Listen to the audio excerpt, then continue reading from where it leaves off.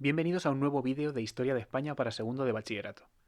Abordamos aquí el tema titulado La construcción del Estado liberal, 1833-1868, que se ocupa básicamente del reinado de Isabel II, un reinado muy largo, ya que ésta recibió la corona con solo 2 años de edad.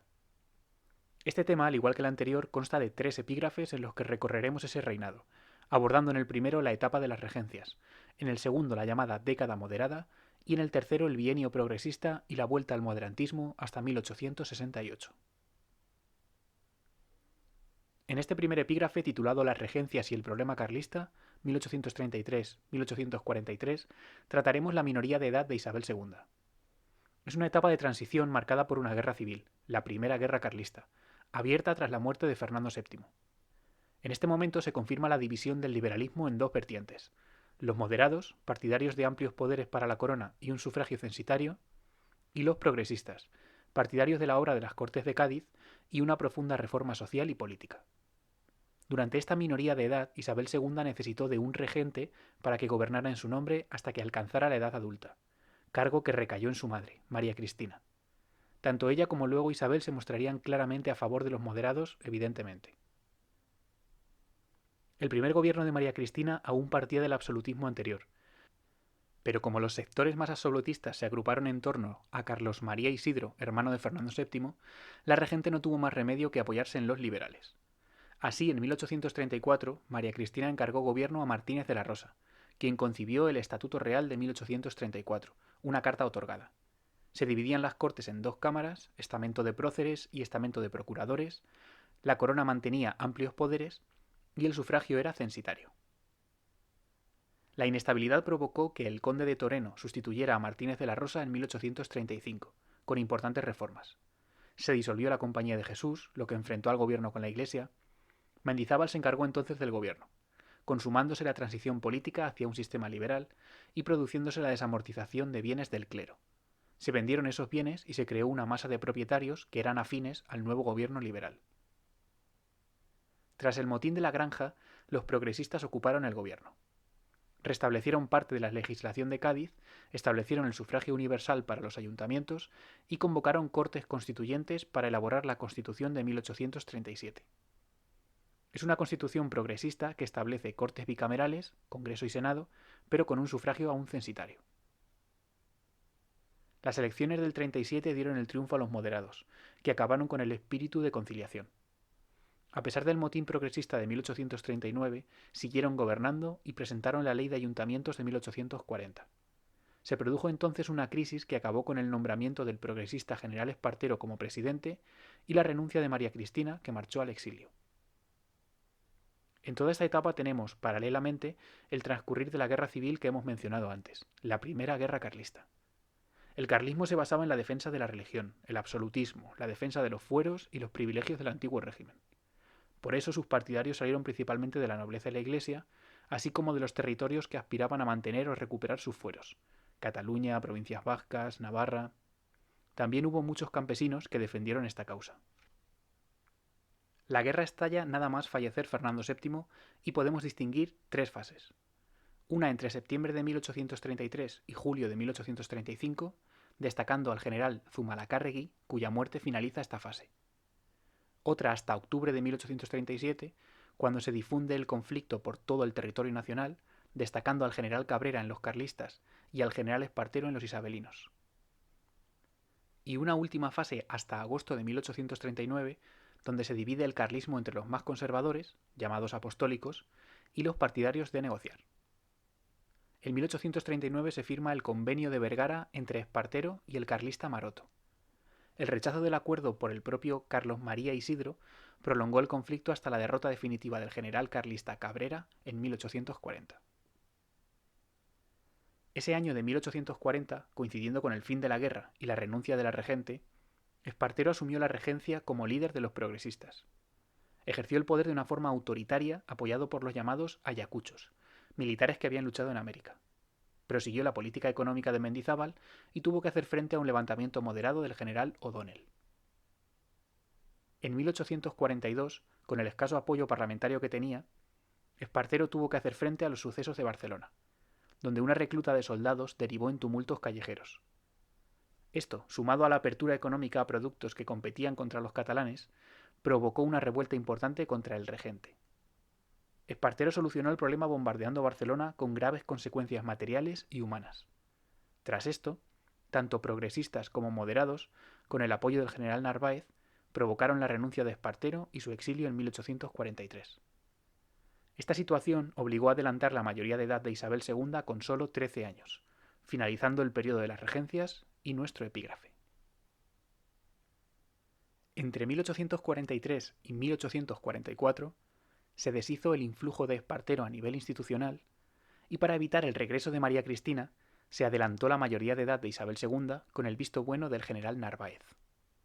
Se nombró presidente a González Bravo, un moderado, que reprimió con dureza a los progresistas y creó la Guardia Civil para controlar las zonas rurales.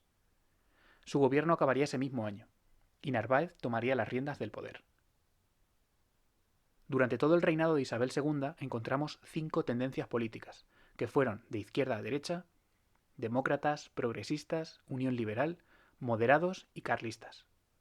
Entre ellos había numerosas tendencias individualistas, lo que llevaba a enfrentamientos internos entre sus propios líderes. El sistema lo protagonizaba la burguesía terrateniente, que querían asentarlo desde la postura liberal moderada frente al carlismo y las revueltas populares. La corona y el ejército fueron los instrumentos para sostener un sistema que no dudó en acudir a la manipulación electoral, dejando a la oposición sin más forma de reaccionar que los pronunciamientos y la movilización popular para alcanzar el poder. Eran partidos sin mucho contacto con la realidad social, convirtiéndose el pueblo en mero espectador de la vida política, en un sujeto pasivo. El sufragio censitario solo permitía participar a los mayores contribuyentes, que siempre estaban al servicio del gobierno que convocaba las elecciones. Con Narváez comenzó la llamada década moderada, que va desde 1844 a 1854. Se generalizó un modelo de Estado centralizado a través de una legislación basada en la suspensión de las desamortizaciones y la devolución de estas propiedades a sus dueños. El Plan Pidal de 1845 para la educación, estableciéndola en 3 niveles, primaria, secundaria y universidad. Las leyes de administración local y provincial de 1845 para que el gobierno controlara los ayuntamientos y las diputaciones. La Ley de Hacienda de 1845 para simplificar la recaudación de impuestos. Y la creación de la Comisión Nacional de Codificación para elaborar el Código de Comercio, el Civil, el Penal, etc. Pero la reforma más destacada fue la Constitución de ese mismo año, de 1845, de corte moderado y que definía a España como una monarquía liberal conservadora con la soberanía compartida entre el rey y las Cortes. Se restringía el derecho a voto, se establecía un Senado no electivo, la religión católica se convertía en exclusiva y los derechos individuales se remitían a leyes posteriores, que luego serían muy restrictivas. La corona obtenía grandes poderes, como el derecho a voto. Narváez tuvo que enfrentarse a la oposición progresista y demócrata, pero también a rebeliones militares, motines urbanos, la Segunda Guerra Carlista y además a las intrigas palaciegas y de su propio partido. Narváez dejaría el poder en varios episodios para retomarlo después, destacando el periodo de 1847 a 1851, donde coincidiendo con la Revolución Francesa de 1848 y la Segunda Guerra Carlista, ejerció el poder de forma autoritaria y dictatorial. Entre 1851 y 1852 ocupó el gobierno Bravo Murillo, con el objetivo de sanear la hacienda y modernizar la administración. Destaca en este momento la firma del Concordato con la Santa Sede en 1851, por el que se ratificaba la religión católica como única, se aceptaba el control de la Iglesia sobre la educación y se creaba la contribución de culto y clero, por la que el Estado mantenía económicamente a la Iglesia. Se intentó reformar la Constitución sin éxito, por lo que Bravo Murillo acabó dimitiendo. Los siguientes gobiernos no pudieron frenar el desgaste moderado, lo que reforzó al Partido Progresista como alternativa. Los casos de corrupción, sobre todo relacionados con la construcción del ferrocarril, y una corriente iberista para unir España y Portugal, alimentaron la desconfianza en el sistema. En este contexto se fraguó la sublevación de 1854, que acabaría con la década moderada y con nuestro epígrafe. El epígrafe número 6 del bloque de contenidos del siglo XIX, el tercero de este vídeo, se corresponde con la etapa que transcurre entre los años 1854 y 1868. Comenzaremos por tanto hablando del bienio progresista, de 1854 a 1856, que comenzó con la sublevación de la que hemos hablado antes. Los generales Dulce y O'Donnell llevaron a cabo un pronunciamiento militar en junio de 1854, seguido por la Vicalvarada, un enfrentamiento militar que motivó la redacción del Manifiesto de Manzanares. Este manifiesto reclamaba un gobierno progresista que acabara con la corrupción del palacio y mejorara con leyes la calidad de vida de la población. Durante el mes de julio se sucedieron revueltas populares en Madrid de demócratas y republicanos que duraron hasta el retorno de Espartero. Esta nueva etapa, denominada Bienio Progresista, tendrá como protagonistas a Espartero y al general O'Donnell, líder de la Unión Liberal, un partido formado por una conjunción de progresistas y moderados. Espartero presidirá el primer gobierno de esta etapa, teniendo que hacer frente a un nuevo levantamiento carlista y a la oposición a una nueva desamortización promovida por el ministro Madoz en 1855. La imposibilidad de pagar a funcionarios y militares a causa de la deuda pública creó un profundo malestar que provocó la dimisión de Espartero. La obra legislativa más importante de esta etapa es la Constitución de 1856, que sería non nata, o sea que no sería puesta en vigor. Sería de carácter progresista, defendía la soberanía popular, recuperaba la milicia nacional, unas cortes bicamerales y defendía las libertades individuales. Tras Espartero, ocupó O'Donnell el gobierno. Ese mismo año finalizaría la etapa del bienio tras una serie de revueltas y motines motivados por los impuestos de consumo y las quintas. O'Donnell disolvería el Parlamento con sus tropas. A partir de ese momento, O'Donnell desmantelaría toda la obra del bienio progresista, restableciendo la Constitución de 1845. Narváez le relevaría en el gobierno, mucho más conservador y autoritario, restringiendo libertades y ratificando el Concordato de 1851. De su etapa destaca la Ley de Instrucción Pública de Claudio Moyano, la finalización de grandes obras públicas como el Canal de Isabel II en 1858 y el desarrollo de las comunicaciones con el ferrocarril y el telégrafo.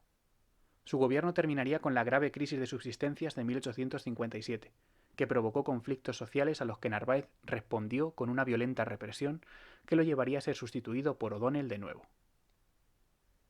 Entre 1858 y 1863 se produce el llamado Gobierno Largo de O'Donnell, quien retomó en parte la legislación del bienio progresista, pero manteniendo la Constitución del 45 e intentando modernizar el país a nivel económico. Es el momento de la llamada política de prestigio, intentando afianzar posiciones exteriores en Marruecos, interviniendo en México y reincorporando Santo Domingo por un breve periodo de tiempo. Tras 1863 se produjo una crisis de gobierno a la que sucedió un año y medio de gobiernos inestables, por lo que la reina volvió a confiar en Narváez.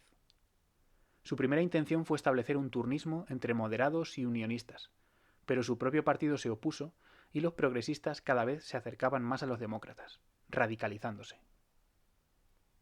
Desde 1865 se hacen cada vez más tangibles los problemas del sistema político español. Por un lado, la llamada cuestión romana, que enfrentó a España con Italia al apoyar Isabel II al Papa en su lucha contra la unificación italiana. Además, el cada vez mayor desprestigio de la reina por su escandalosa vida privada. La sublevación del general Prim en 1866, que fracasó, pero que inició un periodo de conspiraciones. También el pronunciamiento del cuartel general de San Gil, reprimido duramente. Se firma además en este momento el Pacto de Ostende para desalojar del trono a la que se culpó de todos los males, Isabel II. El pacto se firma entre progresistas y demócratas, al que luego se uniría la Unión Liberal. La crisis se culmina con los fallecimientos de Narváez y O'Donnell, protagonistas de esta etapa. Además, a todo esto hay que sumar una crisis económica que afectó duramente a las clases trabajadoras, que protagonizaron motines populares. El general Prim, ante el temor a que los demócratas lideraran estas revueltas y se hicieran con el poder, optó por conspirar junto a los progresistas. El día 18 de septiembre de 1868, el almirante Juan Bautista Topete se sublevaba en Cádiz al grito de «Viva España con honra» y se iniciaba la gloriosa, la Revolución de 1868. Isabel II se veía obligada a exiliarse, finalizando su reinado y comenzando una etapa que trataremos en el siguiente vídeo.